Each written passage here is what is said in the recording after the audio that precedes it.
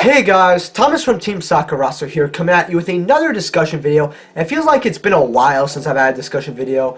First thing I want to say is thank you guys for 500 subscribers. It means a lot. And 52% of people who watch my videos aren't subscribed. So if you could subscribe, that'd be awesome.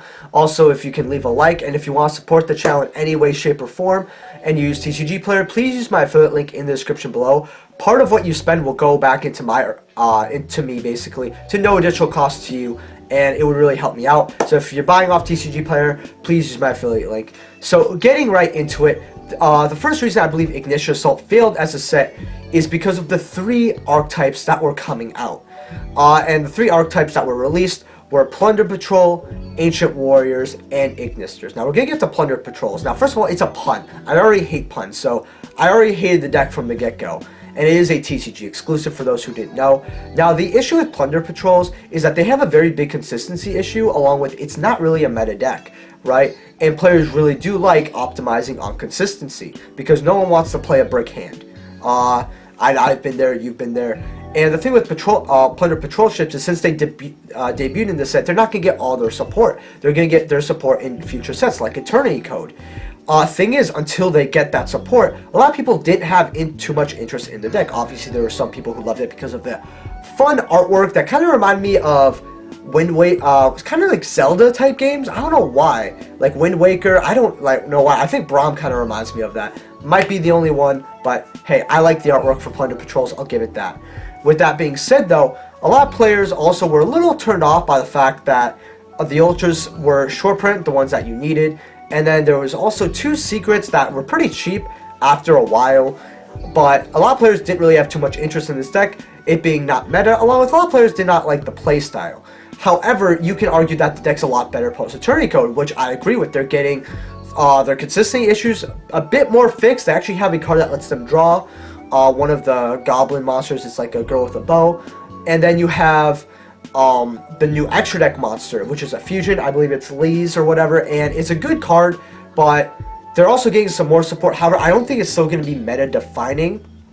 I believe, I may be wrong about that, but I've seen replays. The deck's definitely a lot better post with the new support. However, a lot of players, and you can argue this with all 3 of the new archetypes, is that they're going to lose interest because Eternity Code is delayed because of Tribe infecting virus, and we all know that. However, after a few months, players are going to be like, I want to play a new deck, you know what I mean? I want to play all these different things, or they might want to go back to their roots because it's been a while for some of them since they duel, because a lot of people don't like online dueling. Me personally, I'm not a big fan of it, but I still do it sometimes, obviously, and I have no other choice right now.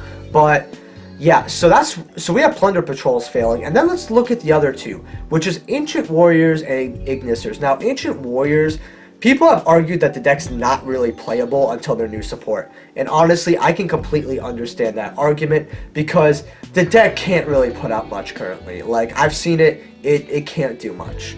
With the new support, with the new Link and new spell card, which I made videos about actually, very good cards. Will the deck become meta? I don't see it. And every player I've talked to that has an interest in this deck needed more from Ancient Warriors. So this deck's just not cutting it, right? And this is the second deck that's not cutting it, along with it falls in the same problems as Plunder Patrol. Now we're getting to the 3rd archetype, which is a little different on why it failed, actually, which is Ignisters. Now, Ignisters, to me, was the best archetype to come out of the set when it comes to something brand new. Not talking about, like, say, the Sky Striker support or the Marinta support. Just from new archetypes, I believe that Ignisters were the best. Now, what turned people away was that it was very expensive at the time. The core is actually pretty cheap right now. However, at the time, 3 secret slots was a little bit pricey for one archetype. And Ignister AI land, which was a 3 of, because all the secrets were a 3 of, I believe. I believe the ratios for the red and yellow ones are 3. If I'm wrong, let me know in the comment section below. I would love to know a little more about Ignisters. However, the field spell got bought out, and it was about $40, $50 at one time. And a lot of players, while this deck had potential, didn't really like this deck as much. I believe this deck has topped once, I believe. Maybe got something on an online tournament that I heard of. I'm not too sure.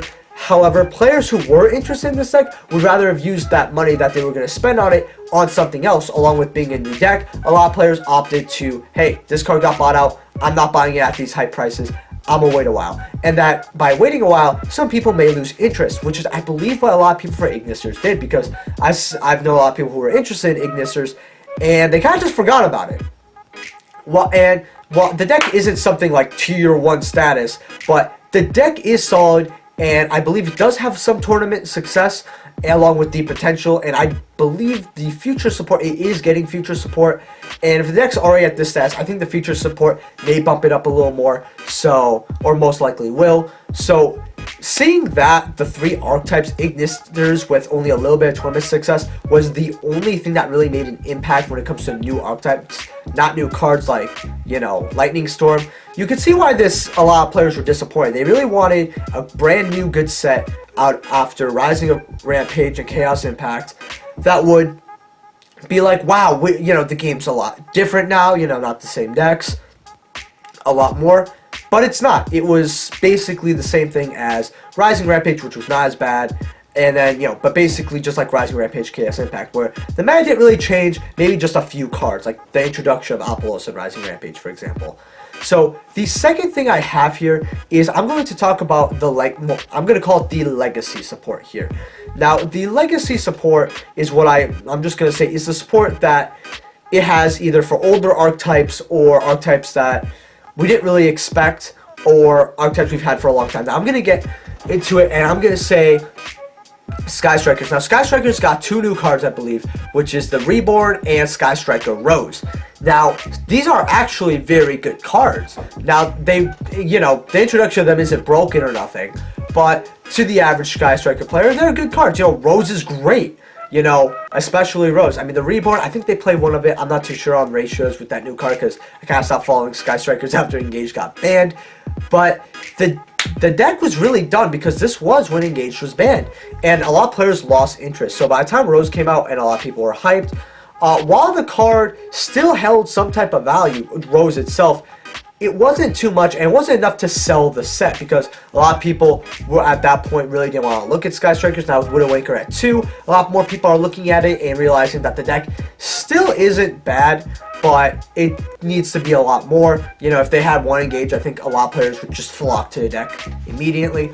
However, that's just one example. Sky Strikers didn't get it that bad. However, a lot of other archetypes did. I'm just going to name one for sure, and that's Marincess. Now, Marincess was a deck that was very hyped out of Rising Rampage, and the deck never really had much success. You know, a lot of people, you know, the deck was just overhyped. I'm not really going to say too much on it. And while this new card was good, a lot of players were just done with Marincess. Along with, it was just 1 card, and that 1 card wasn't able to break the deck. But it was really good. If this card came out of Rising Rampage, maybe we would have seen something with Marincess, but there is such a thing called a time and a place, and it missed its time and place.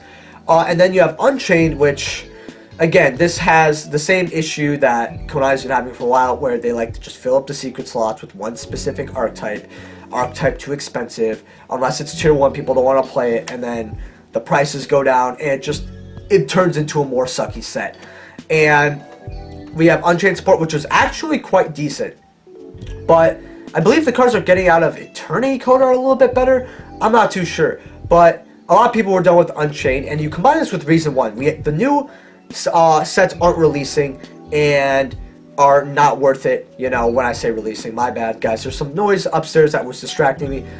And then we have the Legacy support not being super hype, except for maybe the Sky Striker, 1 card of the Sky Strikers. Now, with that being said, the third reason I believe Ignition Assault failed was the motive to buy it. Now, let's look at the value here. Now, the value, at least at currently here, is, now we're excluding the Prismatics, obviously.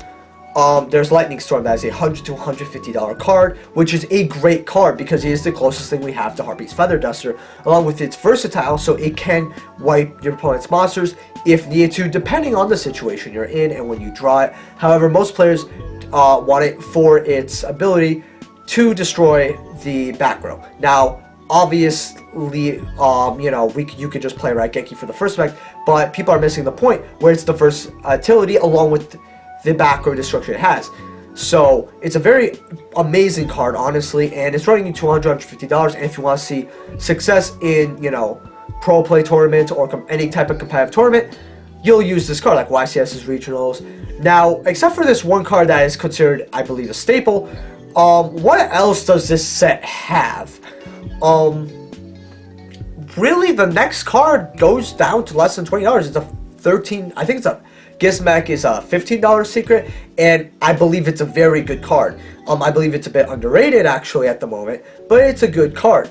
And then you go to, I just don't think that players know how to utilize it as well right now, but it is a very good card. I absolutely love it. And then you have Ignister Ally Land at 13, and then it just trickles from there. There's not many money or valuable cards from this set. And it's very hard to make your money off it. If you're looking at this set to buy it, why would you not buy something, you know, like Rising Rampage, where, you know, the prismatics are better and the pools are better, you know, or like, you know, Chaos Impact, where there's good secrets, but then there's IP Masquerade as well, you know. And you just look at other things. Why would you even spend the money on this when you could spend your money, say, on a tin or any other single? Again, list goes on and on. This set, to sell it, there wasn't anything in there for the player base besides Lightning Storm for the most part. Certain players maybe want something else, and if it was the Ignisters, for example, you ran into issue with that, you didn't want to pick it up. Obviously, some people did, some people didn't. But that was the issue with the set. I didn't really feel hyped for the set. I was just like, whatever. Like, I remember going to the sneak peek and thinking to myself, you know, it's just footage. Like, I'm not looking for anything in this set. And when I think a lot of Yu-Gi-Oh players, except for maybe the if you exclude Lightning Storm, came into this set being like, I don't want anything. And it was all riding on one staple. If you take Lightning Storm away from this set, what is this set good for? I believe that boxes would be $40. So with that being said, guys, I want you guys to leave a like, subscribe, and I really want to know what you guys think of my takes. You think that I'm being a little too hard on the set? You think I'm wrong about a couple things? Or do you kind of agree?